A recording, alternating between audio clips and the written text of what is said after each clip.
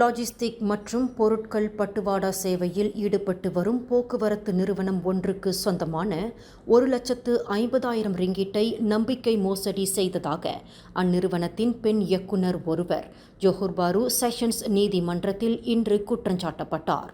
41 வயது சஹேலா அப்துல் ரஹீம் என்ற அந்த பெண் இயக்குனர் நீதிபதி டத்து அஹ்மத் கமால் அரிஃபின் முன்னிலையில் நிறுத்தப்பட்டு குற்றச்சாட்டு வாசிக்கப்பட்டது. ஜோஹர் பாரு தமாண்டாயாவில் உள்ள சாலை போக்குவரத்து இலாக்காவின் அலுவலகத்திற்கு நிறுவனத்திற்கு சொந்தமான 1,50,000 ரிங்கிட் பெறுமானமுள்ள 3 லாரிகள் பயன்பாட்டிலிருந்து அகற்றப்படுவதற்கு நேர்மை தவறி நடந்துள்ளார் என்று அவருக்கு எதிராக குற்றச்சாட்டு கொண்டுவரப்பட்டுள்ளது. குற்றவாளி என்று நிரூபிக்கப்பட்டால் 5 ஆண்டு சிறை மற்றும் அபராதம் விதிக்க வகை செய்யும் குற்றவியல் சட்டத்தின் கீழ் குற்றச்சாட்டை எதிர்நோக்கியுள்ள அந்த பெண் இயக்குனர் குற்றச்சாட்டை மறுத்து விசாரணை கோரியுள்ளார். மேலும் செய்திகளை தெரிந்து கொள்ள கீழே இருக்கும் பெல் பட்டனை அழுத்துங்கள். உங்கள் மகிழ்ச்சியை வெளிப்படுத்த லைக் மற்றும் ஷேர் செய்யுங்கள். தொடர்ந்து திசைகளோடு இணைந்திருக்க சப்ஸ்கிரைப் செய்யுங்கள்.